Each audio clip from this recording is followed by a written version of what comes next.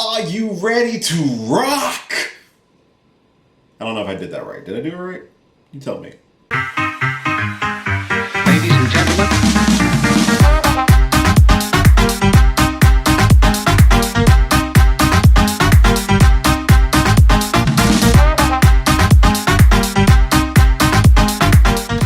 Hey, what's going on, everybody? It's your boy Will, and this is going to be my non-spoiler review for Thor: Love and Thunder. This sees the return of Chris Hemsworth, Tessa Thompson, Taika Waititi, who also directed the movie, as well as the return of Natalie Portman as Jane Foster, and the introduction of Christian Bale's Gore the God Butcher.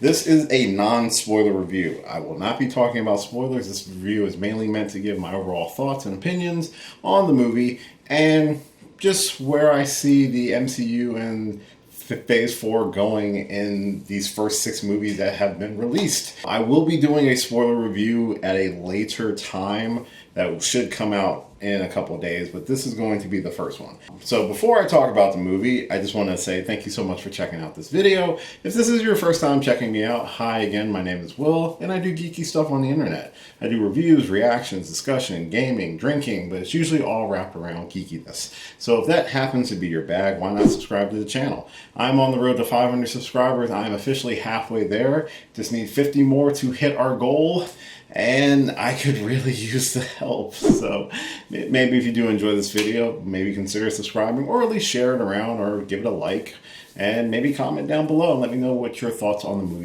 movie was as well. So in Thor: Love and Thunder, we do see our titular hero at a point in his life and career as a superhero where he's searching for inner peace. He feels lost. He feels like he doesn't really have a purpose. And it makes sense. He's experienced a lot of loss and heartache throughout his journey as the God of Thunder. I mean, he's lost his mom, his dad, his brother, his home. He's lost some teammates. He's lost some friends. And he decided to get in shape. And even, traveling around with the Guardians of the Galaxy, it kind of leaves him wanting more, or looking for where his place is in the universe, so to speak. But it does eventually take him back to New Asgard when there's a series of gruesome murders of gods by the dangerous and very powerful Gore the God Butcher, which leads him back home, and with the unlikely reunion of his hammer Mjolnir, now wielded by his ex, Jane Foster, who has assumed the mantle of Mighty Thor. And that's basically what our movie is about. This is a lot of fun, I will say right off the bat. This is also directed by Taika Waititi, who directed Thor Ragnarok, which to me still ranks in like my top 10 MCU movies.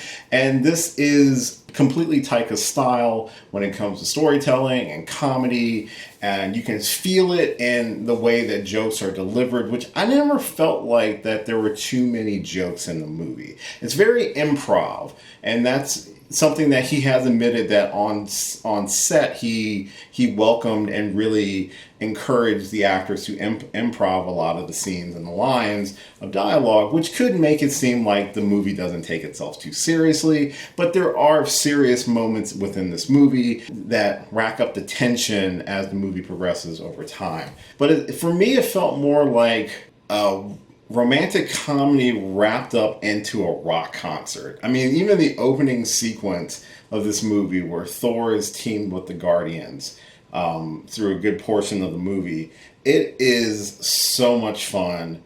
I haven't laughed that hard in a while when it comes to certain things. And that does come down to Chris Hemsworth being such a great comedic actor. I mean, he's had chances to really show his comedic chops, and we got to see a lot of that back with Thor Ragnarok, and then just more here with Thor as he's trying to find his place in the world in its current state. A lot of that gets complicated once Jane Foster re-enters the picture.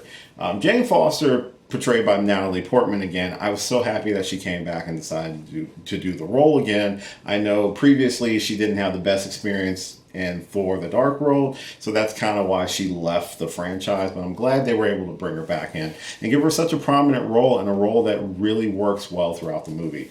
I think Jane's story is very heavily influenced and almost taken right off of Jason Aaron's run from the Mighty Thor comic that he introduced Jane Foster as the Mighty Thor. And this movie, pretty much runs with that storyline with Jane, wielding Mjolnir, as well as dealing with her own struggles throughout the movie. I'm not going to spoil it, but if you've read the comic run, you kind of know what I'm talking about.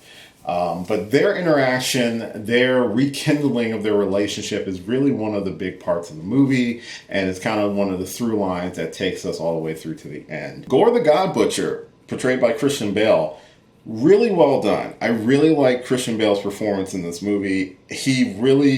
You could tell he seemed like he had a lot of fun with the role. He was able to play, so many different facets of Gore that I wasn't expecting.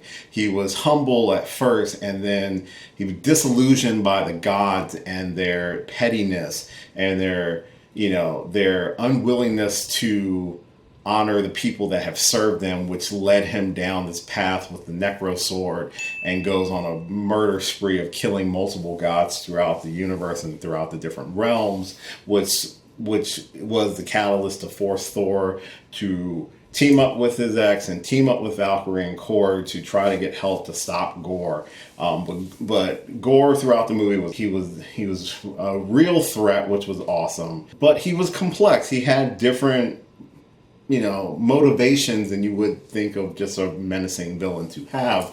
And a lot of them were very justifiable. A lot of great things about this movie, like the music plays such a big role. It's very reminiscent of like Guardians of the Galaxy, hence the fact that they were in the movie as well. But it was definitely, like I said, when I tell you it felt like I was watching a rock concert, I really was. I mean, this movie plays up to that 100% as well. We've got new characters introduced. We got our first introduction to other gods, besides the ones that we've gotten, because we've gotten a few, but we've gotten like the big gods. Like we got Zeus, played by Russell Crowe, who's in the movie, and we got to go to Omnipotent City, which is where all the gods were hanging out. There were some other characters who made their debuts in the post-credit scene, which I won't spoil here. That'll be a spoiler review discussion there, but I like where they are setting things up for the future of the Thor character, especially considering the fact that this is his fourth movie as Thor, where most of the other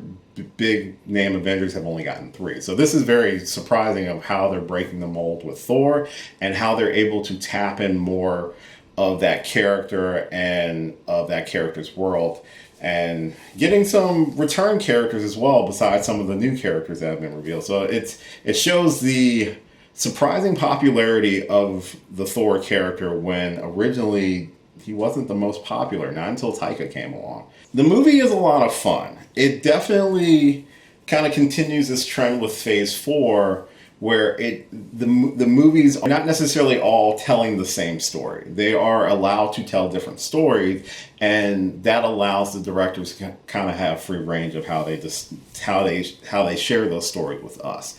Where if you remember with most of the earlier phases of the MCU, a lot of them were very linear. They were very much each movie led into the next, without a ton of deviation here and there. But most of Phase 4, at least for me, has felt very different, and that's a good thing. It's not trying to be a carbon copy of the previous phases, because that's just not entertaining. There are a few things that kind of bring the movie down a little bit for me. Some characters do kind of fall on the wayside. That could be because it's a 2-hour runtime and they wanted to keep it a lot tighter. So for a character like Valkyrie, wasn't really featured heavily as much as I would have wanted in terms of her story. And I was reminded about this by some conversation online that I completely forgot about. Back when they first talked about Thor Love and Thunder, there was a tease that Valkyrie was going to be looking for her queen, in this movie potentially. And it's just one of those things that didn't really manifest in the movie too much in terms of her even having a major story arc besides just kind of being bored as being King of Asgard. But she does play a role in it, just not as pivotal of one that I would have thought the movie would have kind of used her for, which would have potentially taken away from some of the other storylines. But it's still kind of a little bit of a disappointment, because I do like the Valkyrie character, and I would have loved to have seen her play a little bit more of a major role in the movie. Not saying that she's not in the movie, but just plays more of a role, and I just feel like her story got kind of left on the cutting room floor a little bit, potentially. In terms of some of the other things that I was expecting from Gore, didn't seem like it was a huge thing. Like, a lot of his exploits were very much an off-screen sort of thing. His main contribution was, trying to kill most of the gods, and which he does, just not on camera. Which, again, it's a very minor knock. It's not necessarily saying it's a terrible thing that the movie doesn't do, because I still think the movie does a fantastic job with his character, with his arc overall, and where it kind of leaves our heroes at the end. It makes sense for what they did. If that kind of makes sense, what I'm saying. And it's also its own thing, too. It's not necessarily presenting any sort of groundbreaking, universe-altering things like your No Way Home or your Multiverse of Madness to a certain extent. It is very much kind of its own thing.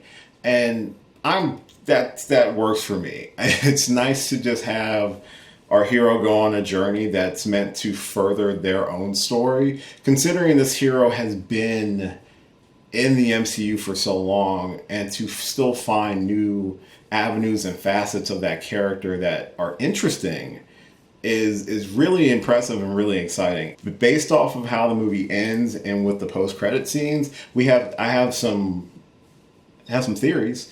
Some theories I'm excited for. Even some other ones that I'm a little confused about. But it's still exciting, and it's still a lot of fun. This movie is hilarious, but I don't think the jokes are overdone. I think some people, I was hearing rumors that some people thought the jokes were too much in this one, but I didn't feel that. I didn't feel like the jokes were too much, no more than your typical Marvel movie. I will say Thor: Love and Thunder is a wild ride. It is exciting, it is fun, it is funny, it has left potential seeds for future endeavors that we may be seeing hopefully soon. I think the Jane Foster Mighty Thor character had a really wonderful arc in this. I like the relationship aspect in this between Thor and Mighty Thor than any other real interaction between Thor and Jane, but they used the history really well between the two characters. I liked a lot of the cameos. I liked a lot of the fan service that was in the movie. I liked some of the little tidbits. Even the nonsensical stuff was enjoyable. It definitely is probably the most entertaining one I've seen of the Phase 4 movies in terms of like just having a good time. And that's something I really enjoy, that we are really exploring more avenues and genres of MCU movies to make them not feel identical or exactly the same. That continues to bring me hope for some of the newer movies that are coming out, that nothing is going to feel identical. And that's something that I'm glad we're at that point with, and that we can just have the one adventure that's not going to necessarily affect everybody. It's just going to affect a couple of people. I did want to get my overall thoughts of the movie, and I will recommend that you go see Thor: Love and Thunder. It is a lot of fun, regardless of if you're a deep fan of Thor or not. It is just a wild ride, especially that opening sequence. That is my review for Thor: Love and Thunder. Let me know your thoughts in the comments down below. Please try to keep them non-spoiler if you can. There will be a spoiler review coming, so hopefully you will check that out. Thank you so much for checking out this video. I really do appreciate it. This and all of my videos. It does mean a lot to me. I put a lot of work into these things, and it's really just for fun. So the fact that some people will, watch them and enjoy them and comment and let me know that they enjoyed the video or they thought this part was funny that I did when I wasn't trying to be funny, but it just sort of happened. But that really means a lot to me. It really does make my day. Hopefully you will go check out Thor: Love and Thunder in theaters, and hopefully you'll comment on this video as well. So I do have a ton of videos on this channel right now that you're more than welcome to check out, and you can follow me at a lot of different social media platforms listed at the end of this video. Like, share, subscribe, all that fun stuff. Look forward to the spoiler review. I will post it. It might be a few days before it posts, but I will post it. And until next time, subscribe to the channel if you did enjoy this, and I'll catch you later. Hey, thanks for watching this video. If you did like this video, why not give me a thumbs up and share it with your friends? You can subscribe to the channel by clicking on my gorgeous little face right over there. You can follow me on all the various social media platforms right below. And last but certainly not least, if you've got a few extra minutes, why not check out one of the lovely videos floating right over here. Later.